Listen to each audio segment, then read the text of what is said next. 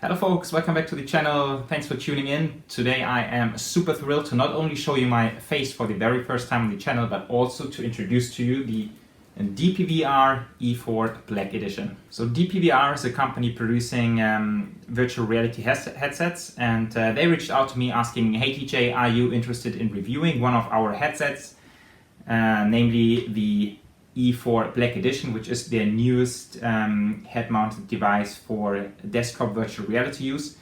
And for me this was a perfect opportunity to finally get into virtual reality, since before that I never had any contact to it whatsoever. I was always super curious to try it out.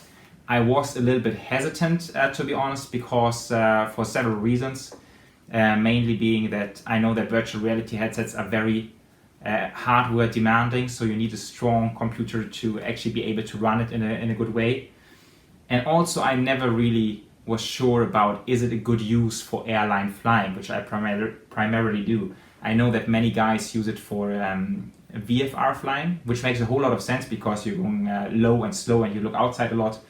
However, I'm not really a VFR guy. I like to fly the big airliners. So I was not sure if this is really something that suits my style of flying, if it really gives me a lot of benefit. And so I was super happy that I finally got the chance to do some proper VR flying. So first of all, I want to give you the full disclaimer of why I'm doing this video. So as I've mentioned, the company reached out to me asking if I'm willing to review the headset. At the same time, of course, they provided me with this device. There will be a purchase link below in the video description. There is also, if you ever decide to go for this headset and you decide to purchase it through the link below, it will help out this channel. So just to be very transparent, I am therefore in a way incentivized to have you guys buy this headset through my link.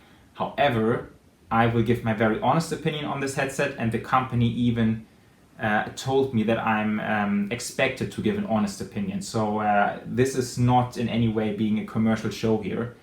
I just gonna give you my very own opinion on this VR headset. As I've mentioned before, I've never been in contact with VR before, so I don't have anything to really compare it against. But I will still do my very best to give you a proper understanding of the DPVR E4 Black Edition. So regarding some facts on the headset, the E4 Black Edition has a 4K screen running up to 120 Hz. It comes with a software tool which you can install on your computer, and there you can also reduce the refresh rate down to I think 70 or 75 Hz. So there are various steps where you can have it run, but yeah, it goes up to 120 Hz on a 4K display. It is very lightweight, I have to admit this. I was expecting VR headsets to be heavier than that, but this is really lightweight. I think it's around 300 grams or something like this. So when you put it on your head, it really does not feel like something is dragging you down. Instead, it wears rather comfortably. There is a band up here to adjust the size for how it sits on your head. There's a wheel back here to turn it, so when you put it on, you can adjust the wheel in order to make it fit nicely. It has a flip-up design, which I really find to be very cool. I used this a lot during my initial flights. So when I put it up like this, I can just flip it up very easily, and then I can look at my phone or whatever other things I want to look at in this very moment. So this is very handy. One thing to get used to is the cable. So it comes with a pretty thick cable, very long cable as well. It hooks into your display port of your graphic card and also into a USB. So you need two connections for this. And there's a power connector, and there's also an audio jack right here. So actually these headphones come with the headset. You can put them in here. And then you have which is nice because they're not so long, right? They're rather short, so that works perfectly putting them, using them for the headset. But it's a normal audio jack, so you can put in whatever you feel suits you in the best way. Yeah, speaking about the cable, for me this was something to get used to, because it's a pretty thick cable, and when you have it at the back of your head, it sometimes, also depending on what kind of chair you have, but sometimes it would like get hooked up in the chair, and then it's. It sometimes gets a little bit annoying when your head is restrained from moving because the cable hooks up somewhere to the chair. But to be fair, this is of course something I could easily fix by just building something or putting some effort into the cable going a different way. So that's definitely manageable. Also, one thing I have been very surprised is that it's really cool. It does not get hot at all. It has a fan, and you can actually hear it running. So when you run it pretty hard, you will hear the fan inside the headset running a little bit, but it's not very disturbing. You can just hear it as a little bit of a background noise, but therefore it stays nice and cool. So I never had any temperature issues with it. I did not sweat at all under the headset, even though summertime right now here in Frankfurt. Right now it's 27 degrees in my room, 27 degrees Celsius, and still it works nicely. I'm not sweating at all under the headset. As you can tell, I am usually not wearing glasses. However, I do have glasses. I typically like to use them when sitting in front of the screen, because these glasses have a blue light filter, which actually makes looking at screens for a full day a bit more comfortable. And same applies to the headset. So I actually like to use the glasses for the headset, but it works without any issue, so I can still put it on like this. It's a perfect fit, so there's no constraint wearing glasses whatsoever. And yeah, the last thing I want to mention about this headset, which I find really cool, is the point of view. So it has a very wide point of view. So this really gives the impression of when you sit inside the cockpit, you can really see a lot of the cockpit, and this really helps to get like this sort of real-life immersive experience, which I've been looking for. Right, so that's for the facts of the headset. As I've mentioned in the beginning, I have nothing to compare it against. I think this is very cool. It works well. It took me a whole while to figure out the Microsoft Flight Sim settings, but this of course would apply to any headset. That's nothing headset specific. So yeah, I really like this. I think it's a good headset for going into flight simulation. I personally think having an even higher resolution on a headset would be nice, but I also very much see the need that if you want to have even higher resolution, you will probably need to go for a 4090 or something. So then you need a really strong graphic card in order to be running it at a higher resolution even. So before actually jumping into the cockpit and doing a full flight with you guys, I just want to mention that I recorded the video in normal HD instead of 4K. The headset is running at 4K, however, I found it really hard to get the video recording settings correct. So, and that was just a constraint of my video recording software, which made me record normal HD. So just to make you aware of that. Also, you will see that for some reason the video sometimes feels a little bit tilted. It feels like I'm looking like this, and I couldn't figure out why this happens. I think it's also a recording issue, because inside the headset, of course, for me, everything was straight and level without any issues. And also sometimes the video seems to be a little bit wiggly. But also I think this is due to I'm running OBS to record it, and it didn't work perfectly. In the headset itself, it was very stable and smooth experience. Right, so this is all I wanted to share with you guys for the introduction, and now it's time to head to Munich and fly the Fenix A319. Enjoy!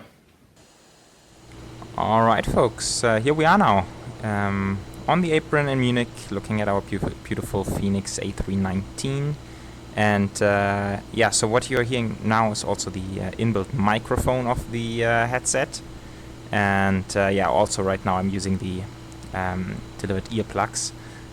It does have loudspeakers as well, but I don't want the loudspeaker sound to interfere with the microphone recording. That's why I'm wearing the earplugs right now. Right, and here we are looking at the aircraft, and this is I know it's kind of hard to bring it across on how it looks like inside the headset, but I can tell you guys, I am actually standing next to a real A319. It is just crazy. Like, the dimensions totally make sense now. I think it's gonna be even better in Microsoft 2024 when they have the inbuilt walk around, or like when you can actually walk the ground, and so you can do a proper walk around. And this is gonna be just mind blowing with the VR headset. And look at this, I can actually look up, I can see the jetway terminal back there. This is so cool. It's just us today. yeah, settings are really hard to get straight. It's a bit different compared to just running on a normal screen, so I've decided to go without any traffic, just to save up on a little bit of performance. And wow, look at this, guys. I know there's a lot of people reporting about dizziness and headaches when using a VR headset, and I know how it comes. So just looking around like this is totally fine. This does not give me a headache. If I were to translate my camera position to somewhere else, this gives me an instant headache. And please be careful when doing this. So just to give you an example, I'm just closing my eyes now so I don't see it myself, but if I go like this, right, this would give me a pretty bad headache. But no, my eyes shut, so it was not an issue. Right, so that's that. I would say let's kick things off inside the flight deck. Right, so here we are, and I am sitting inside a proper A319 cockpit. It is just crazy stuff.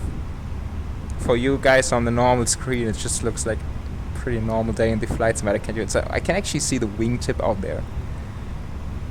This is of course not the first time I'm trying this, but believe me, the first time I had it on, this was pretty mind-blowing to sit in a proper cockpit.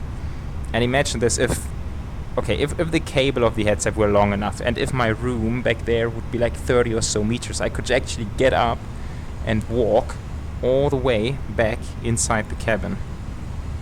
Let me actually show you very quickly. Shutting my eyes again, silent. Yeah, this sounds like cabin, alright. Now we're facing the wrong way, but now if I face this way, look at this. It's a proper Lufthansa A319 cabin. This is so cool. It feels like I could grab towards the trolleys and just get myself a Coke. Crazy. There's a little window. I can look out the window. It's fun. It's honestly, it's a different thing. It's a really different thing. And now I need to get my back into the cockpit. So you can tell I am using the keyboard, which is actually quite intuitive when getting used to it for a little while. And then I'm also using my mouse to switch everything and click everything. There is the option. I could also do it with the controller, right? So I can touch everything with the controller, do all the stuff. I think it's a matter of whatever you prefer. For me right now, I kind of prefer to do it with the mouse. It just feels more intuitive for me. Right. Okay, let's kick things off. We don't want to waste too much time, do we? So Atsu. Yeah, and this is now the thing when regarding the resolution. So that's a 4K display. It has a pretty good resolution, but since I'm just seeing so much more compared to a normal screen, the resolution itself does not necessarily feel like a 4K monitor would do. That's a bit of a drawback. I'm now running at DLSS quality setting. At TAA it gets better quality to read the displays. So looking from here, the displays actually look a little bit blurry for me. I would need to move in. Like right now I can see it crystal clear in front of me. So that's why for dialing the MCDU you will probably see me a lot doing like this, and then it gets a lot easier. But now we can also do it intuitively since we know where this stuff is. But yeah, sometimes it's easier to just move a bit in closer, and then we can see it clearly. Right, init request, then we need to get our SimBrief flight, disregard the departure time, mass and balance, load. Let's load with GSX, and this should hopefully do the jetway. No, apparently not. Oh, maybe it doesn't do it now since we need to refuel first, right? Ground services. Ah, there's the jetway, okay. Good stuff, good stuff. Then we will look at the OFP for today. So heading over to Marseille, 0 fuel at 53.2. Flight level 350. Yeah, I think it's because we're actually heading south initially, and then we might want to switch over to an even flight level. 1 hour 14 minutes to get us there. Nice is gonna be the alternative, and you can see in terms of weight, it's like nothing, right? 58.6 tons, and that's not gonna be any challenge for the aircraft whatsoever. Checking the weathers. 4 knots 090. This means we will depart towards the east. Good weather, as we can tell, 26 degrees, and I figure it's pretty much similar down in Marseille, which it actually is. So 1013 cavalcade, 28 degrees, 270 at 5. So looking like landing on runway 31, at least for now.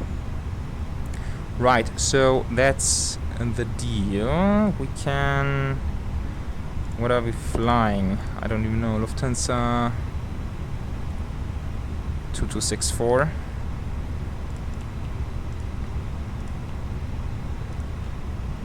Cost index 5. And then initially 350. Like that. Flight plan, Munich departure. Now that's gonna be a 08 right. It's more convenient for us. We are looking at the turbo departure, and later on the Lenco arrival. So let's head over to Navigraph. Departure. Now I need to find the right one.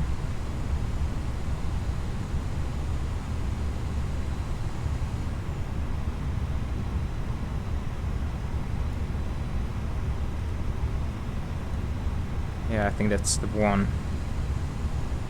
Let's get day charts. Right, and that's gonna be the Turbo 6 Echo. So out to Mike Sierra Whiskey, then on a right hand track into Alonu, maximum to 50 knots until Lacol. Okay, Turbo.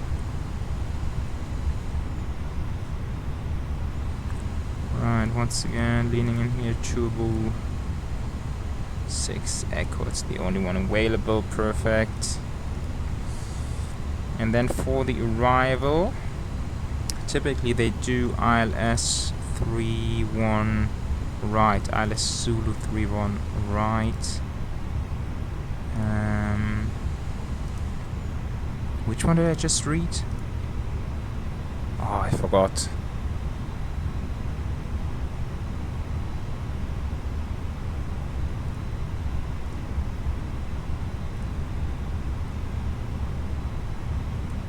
Lenco.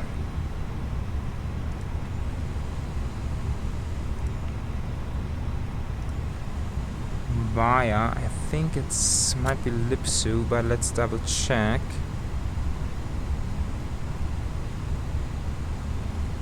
Let's double check. Marseille approach.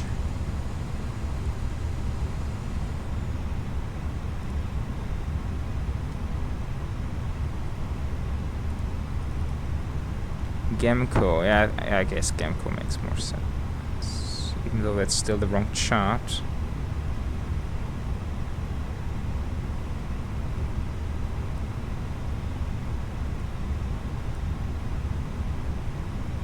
ILS Zulu 31 right, that's the one, and then there should be...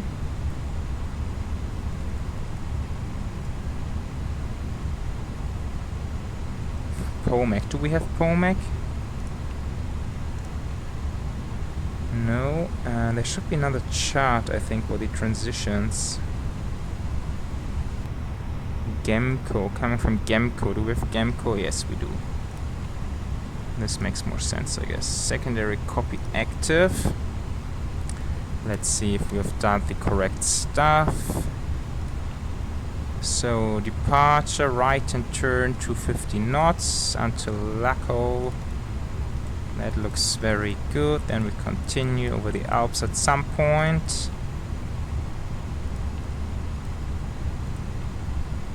Yeah, that's perfect. I think that's the best way we can take into Marseille, because we have to come from the south. There's Pomac and then onto the ILS. Perfect. Good stuff. Init, wind request. Init, second page. Are we still fueling? I think we might be completed.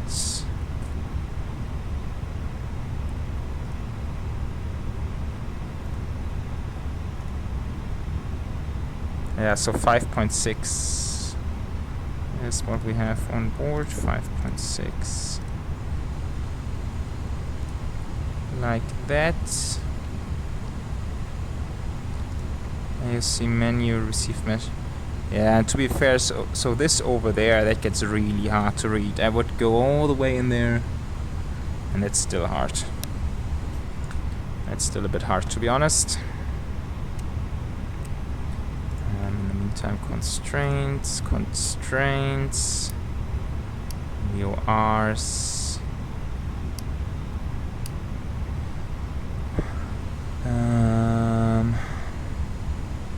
Any passengers coming yet? Oh yeah, there they are.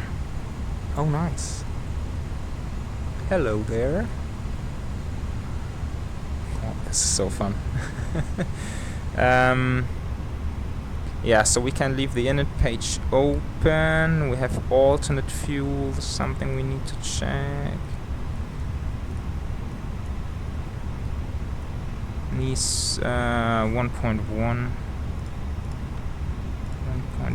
for the alternate fuel, like that. Good stuff. Good stuff. Do we want to... Yeah, we're flying off now. Let's make it easy. 350 going in here. Just like that. Altimeters.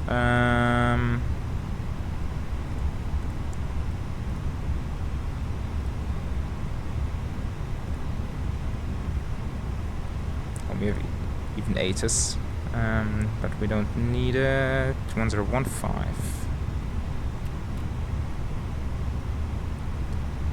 Good stuff.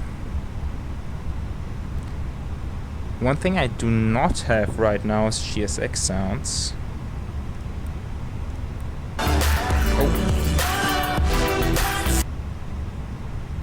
What the heck?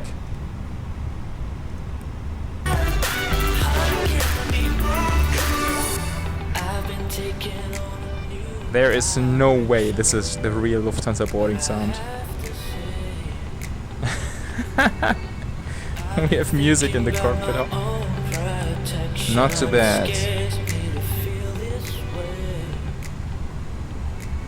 Yeah, so it might be that GSX is still mapped to a different sound output. Sorry about that. That's fairly entertaining, I have to admit. Okay, right, so we're just waiting for the boarding to complete, then we will do the performance calculation, and then we will be ready to rock and roll.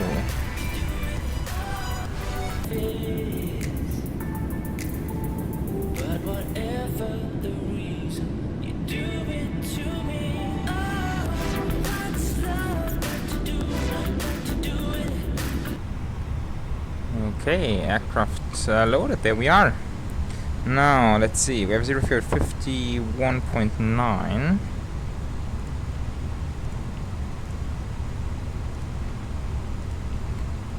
At 28.4.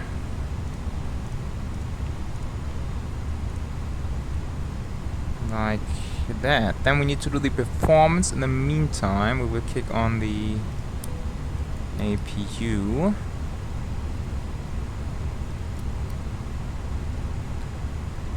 And then let's see, we can definitely plan for some shortcut. We can even go, and we're light A319, can go this one, which is, oh, it gets smaller as I scroll in. Are you kidding me? Yeah, actual resolution is not good enough for that. I can't actually read that.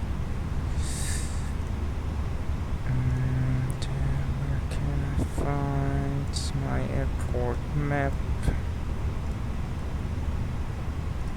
Let's try this. Okay, so I'm looking at Bravo 6. Yeah, this should be enough. And I think they even take this in reality sometimes. 08 right. Sync. Packs we can... Yeah, I think they can stay off. Sync weather. Bravo 6, 2.2 kilometers. Let's see, that's flex number 63. Still 63. Then I will leave them on because otherwise I will forget. So that's a 1 up 1 5. 1 slash up 1.5. Shortening 1,800 meters. Speeds 120, 128, 128, 134. 128, 134. Flex temperature 63. Right. That's that. Let's kick on APU bleed. External power off, and then we can kick on the beacon. 2 trigger GSX. Yeah, there the Marshall is coming in. Still don't have sound, so need to look out what they are doing. Right, load sheet. Accept the final. Let's go this to the direct page. This is coming transponder 1000. TA, doors can be locked. This is all looking good. And we'll kick on the fuel pumps as well. Alright, so that was actually a system crash, but according to the event viewer that was an OBS crash, so nothing related to the sim or the headset itself. I had to restart. I did set up everything, I hope, to the same level where we had it before. The values are now slightly different for the takeoff, so I don't know why this is, but just so that you know. And now let's see, APU bleed. And the good thing is we should technically now have GSX sounds, if I'm not mistaken, because at least in the GSX menu I did switch around the output device. So let's see. Let's see if this works. Right, double checking everything again. So TA 1000. This is still locked. Direct page, performance page. Hello, Captain. We are ready for pushback. Everything is inserted. Yeah, I think the Fenix decided to load up, or like the load distribution, I think is just a bit different from our first take. Right. Yeah, also just now it has been inserted. on the I quickly looked into the recording, and for you guys, for whatever reason, it looks a little bit jittery. It's like bouncing up and down like this all the time. In my headset I don't have this, and I'm so new to like setting up all these recordings, especially for VR. So I guess there's probably a technical way to fix it. I don't know how it works just now. Just want to let you know that here in my headset there's no jumpiness. It's all smooth.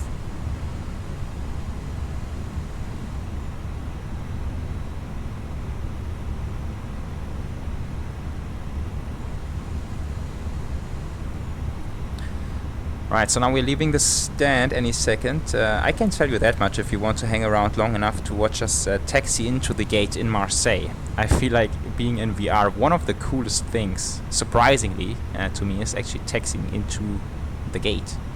Because it's just, you get such a different feeling of the building sizes. the terminal sizes and the jetways and everything. It's from at least on the first flight I did, this was one of my favorite parts.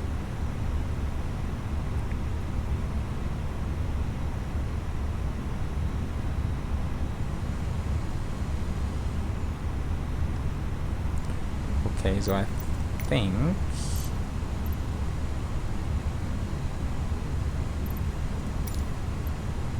aha. Oh. I don't know, I need to check this out. I don't know.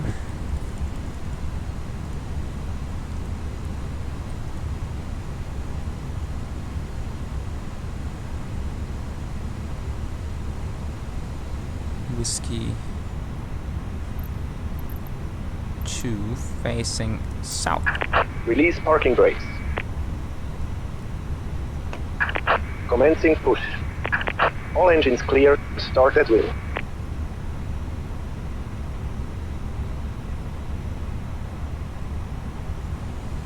We are moving. Nice. Cabin crew, all doors applied. Right, so we can fire up. I have this down here on my thrust control. So let's start with engine number 2, and then we can still, I hope I can find the right button. I still have my cabin views set up like this. Look how cool this is. Facing the wrong way now, but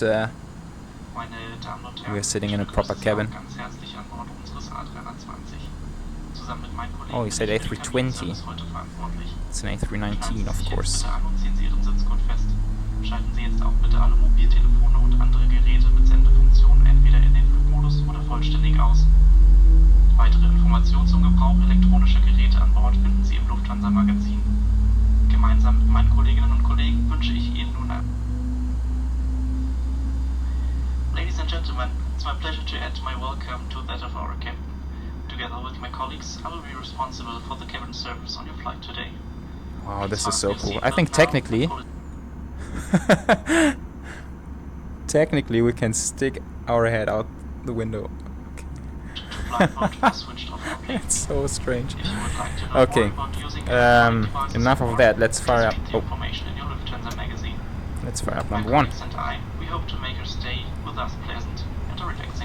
I think I need to move in a bit closer, right? I'm a bit far away. I think that's better, yeah. Meine Damen und Herren, nur noch ein paar Hinweise zu Ihrer Sicherheit. Ladies and gentlemen, we would like to acquaint you with our safety procedures. Set parking brake. Sie Ihren Sitz kurz schließen und wieder öffnen können. Your seatbelt is fastened and unfastened like this.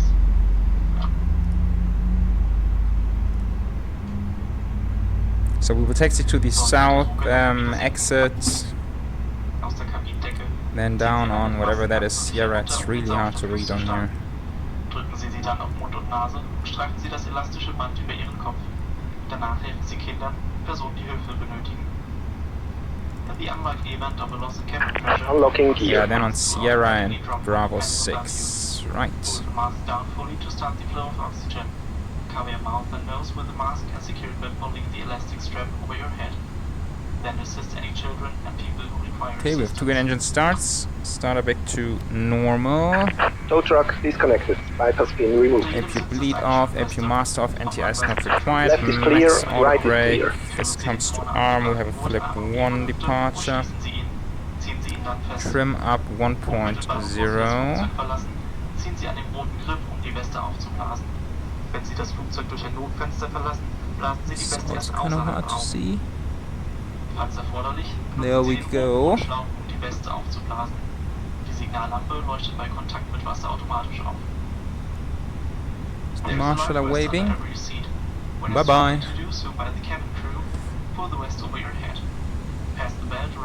Right, let's give them a sign that we're ready.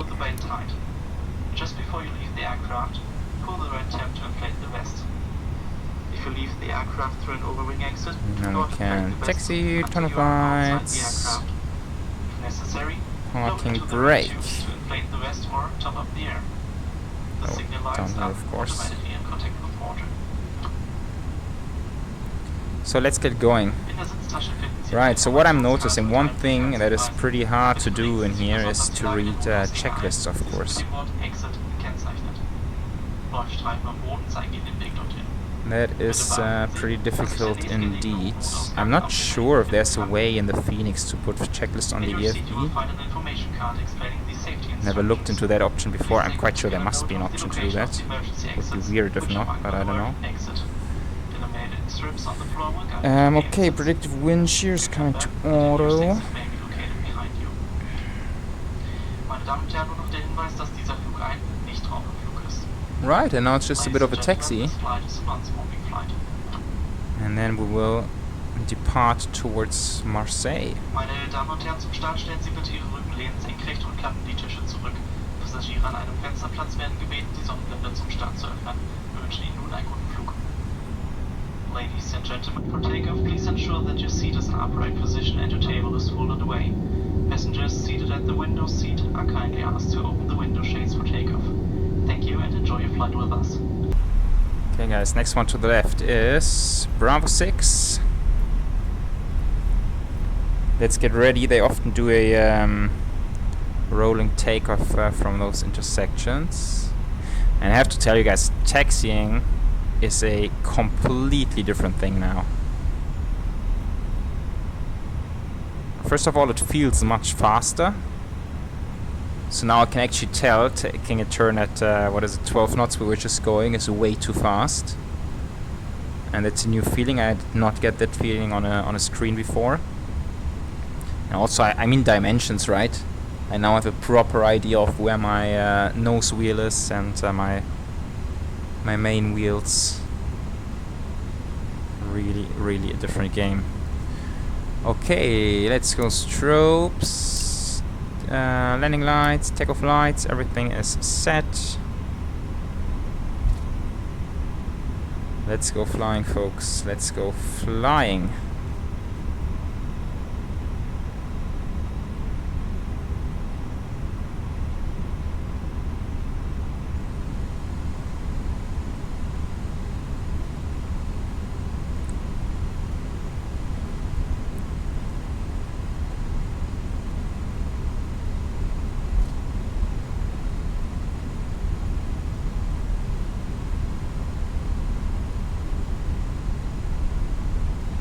Okay, right side should be clear. No traffic around anyway, so let's keep it rolling. Let's start the timer. Chrono. Get into a good position.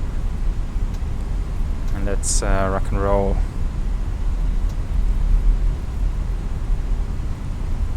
So 50%. Getting the line up. Man flex, SRS runway, auto thrust blue.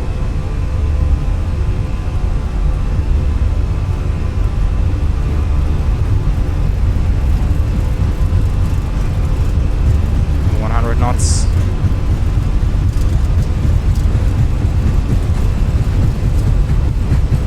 One rotates.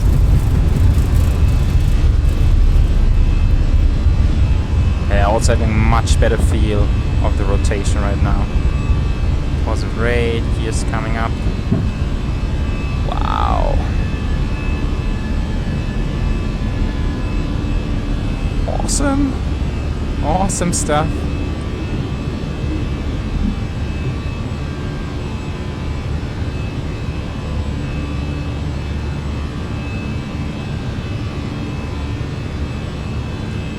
I also like the sound. When I turn my head like this, I can hear that the engines are coming from this direction.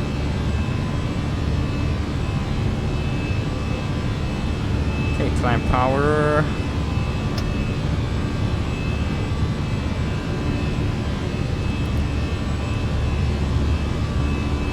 Alright guys. It's a pretty easy departure.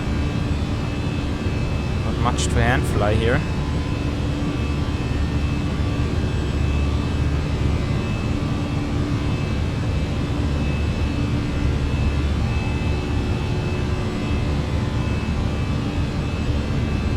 Let's go.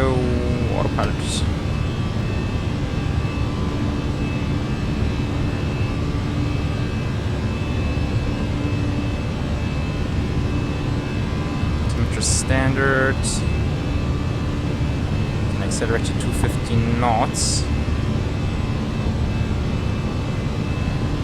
230 it says, but this should be well within our clean 2, yes, of course. So flaps up, and now we can see it retract back there.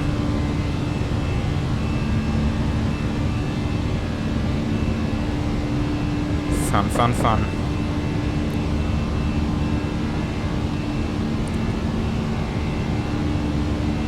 All right, folks. That was fun. It is so cool flying in VR. Hope you guys enjoyed this one as well. And then in Marseille, we're actually gonna have a bit of a not a visual approach or anything. It's an ILS approach, but it's a bit special. Flying close to the city, then over a mountain ridge. I think it's a 4-degree glide slope. So the arrival into Marseille should be quite fun. And enjoy the cruise, guys, and I will catch you later.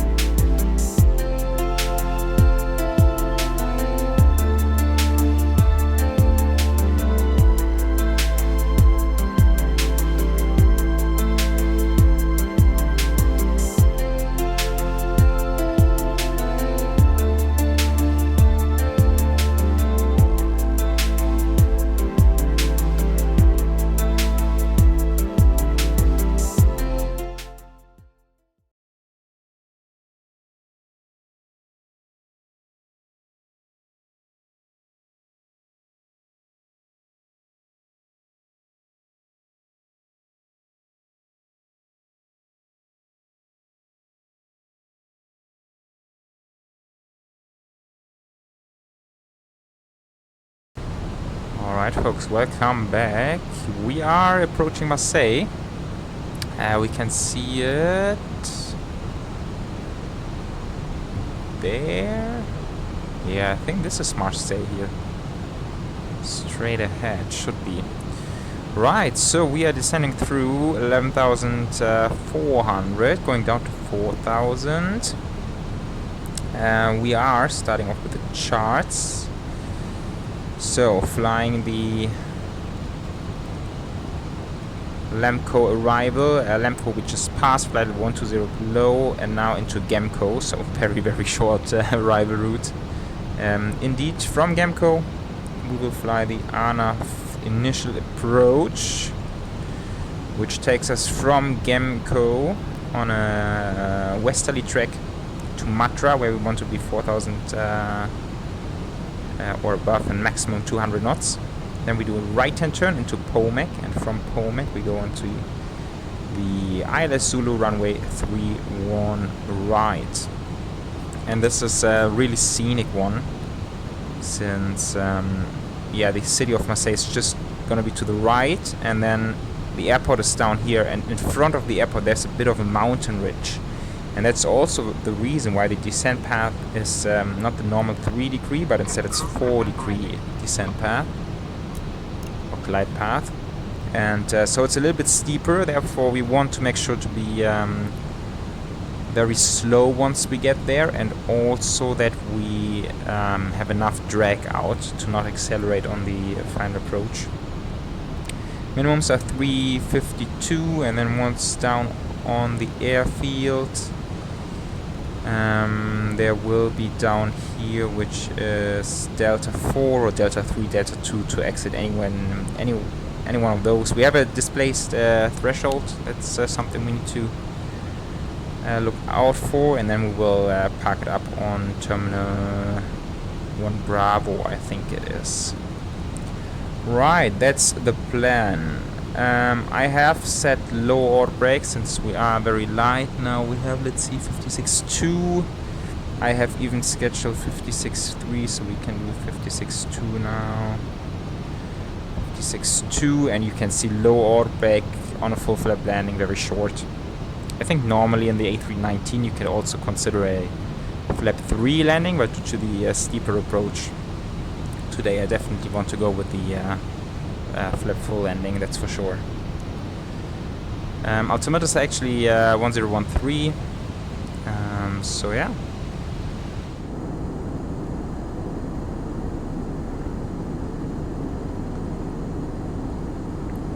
Right, so another wing view, and yeah, that's the city of Marseille. Just wow, this cursor is very close.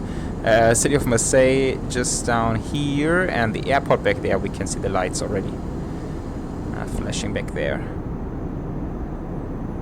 Very, very scenic approach indeed.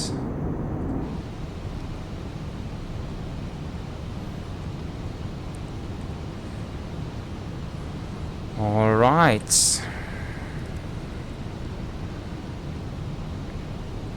Let's see for the missed approach.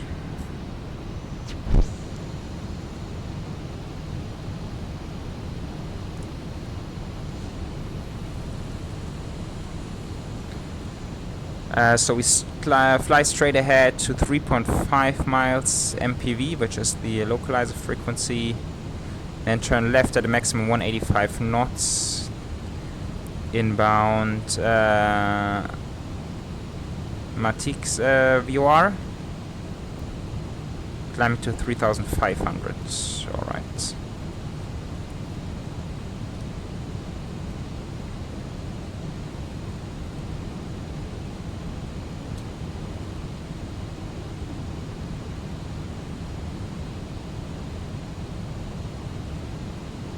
Wow, this is so cool. It seems like there's a soccer stadium down there or something. There's a cruise ship in the harbor. Nice. Okay, altimeters local 1013. Now we are decelerating, which is good, and then as soon as possible I do want to get some flaps out, which is about now. So speed check flaps 1.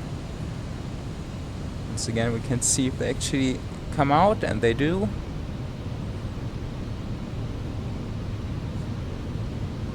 We'll put those on. Oh. There we go.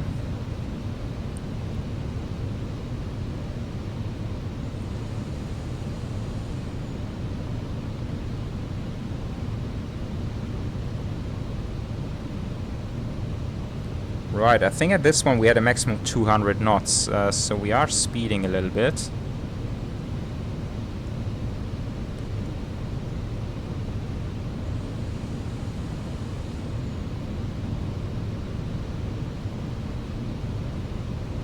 And I've done this approach before, so I do know it is critical to come in slowly.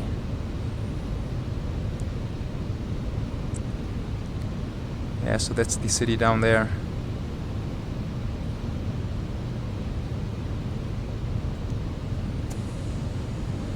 Okay, looking good. Landing system, of course.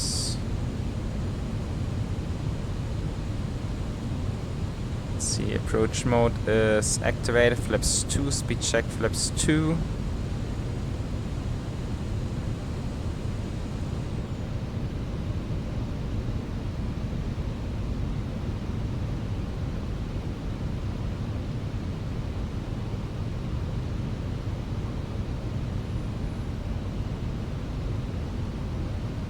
I think last time we've been in Marseille, if I'm not mistaken, was with the A319neo going to La Réunion on a long haul flight out of here. Right, let's intervene. Speed 160 knots. Localizer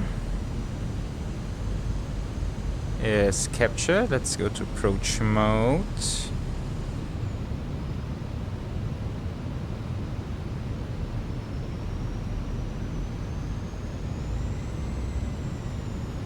Considering to even go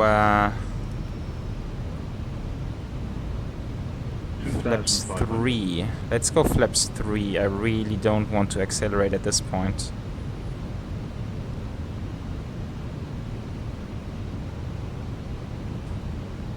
Wow, this is so cool. Yeah, not exactly a visual approach, but still fairly scenic. And of course, flying visual approaches with a VR headset is, I guess, kind of the sweet spot where it really comes to play. Let's go flap full. As you can see, we're really struggling. Oh, and that was even with speed brakes out all the time, which I have to admit I completely forgot, but still, we are struggling to lose that speed. 1,000. 3.5 is set, turn off and taxi lights. And let's do some flying. Right. Let's see if we can get a good one here. So one thing I kind of dislike is the earphones. 1,000. Not, they kind of slip out of my ear all the time. But I think it's a normal audio jack, so you can plug in whatever you want.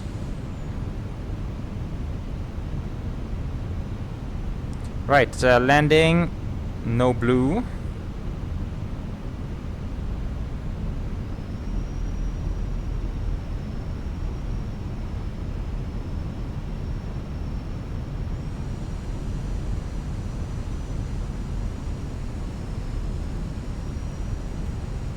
I'm not sure if the glide slope indication is gonna be spot on, so I am trying to go a bit visual here. 500. Seeing 3 reds, but that's okay. Yeah, so we do have a higher descent rate compared to the normal ILS approach. 100 above.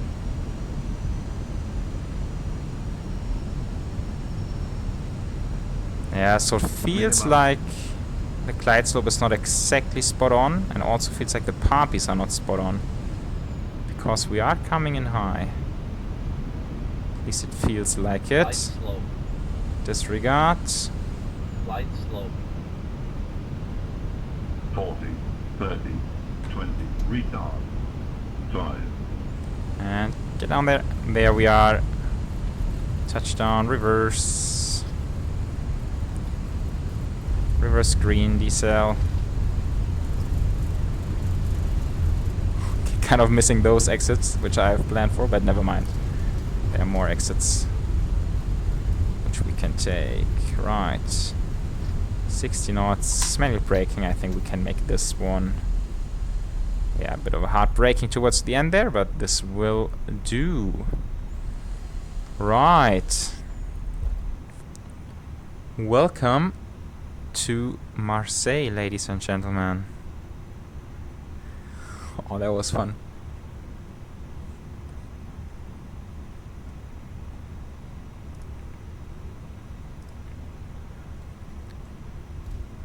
So that's for sure. Flying with VR, the visual reference towards the ground is much better compared to the normal screen.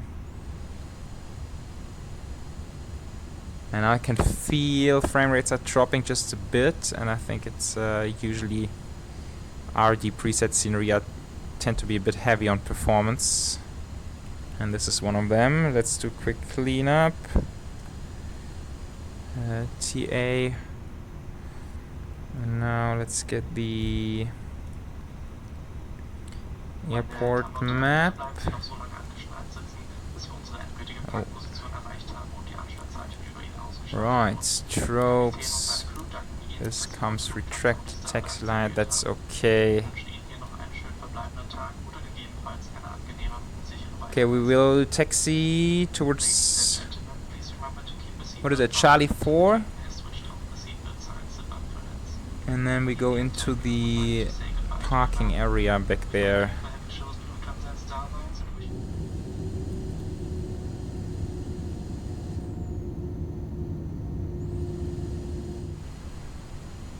Alright, stand 2 Charlie, this one is for us.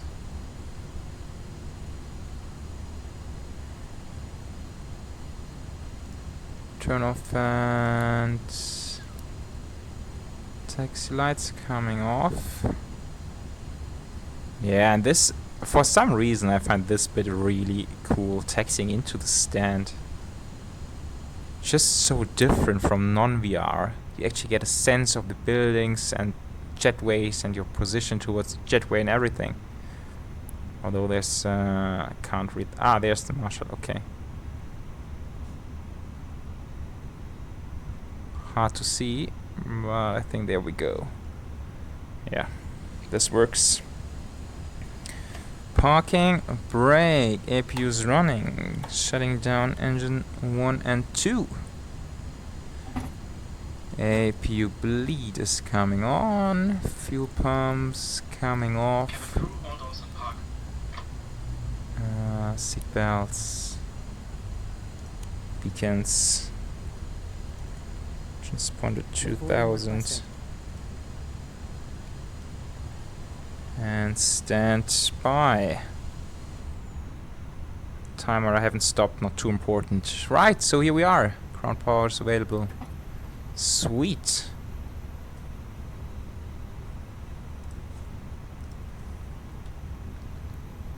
Oh, we get a dance. Haha. Apparently it was a pretty good parking. Gangnam style, nice. Alright folks, so here we are. And this is it. First VR flight completed. Cool aircraft, of course. We haven't talked that much about the A319 now, with the headset being in focus here, but of course, as expected, the A319 just on par with the A320 and A321, of course. Very, very cool to have the full Airbus lineup, or almost the full Airbus lineup. We don't have an A318, but to be honest, I don't really need that one. So for me, this completes the short-haul Airbus lineup, and it's really cool to have this aircraft in the fleet now. And yeah, guys, let me know what you think about VR. I certainly intend to work more on getting the settings right. It's a journey, as always, to figure out the best settings. But once it gets better, I can definitely see myself doing more VR flights, especially into smaller airfields, flying visual approaches and circling approaches and that kind of stuff. That should be very fun, I guess. Right, guys, thanks for tuning in, and I will see you next time. Bye bye.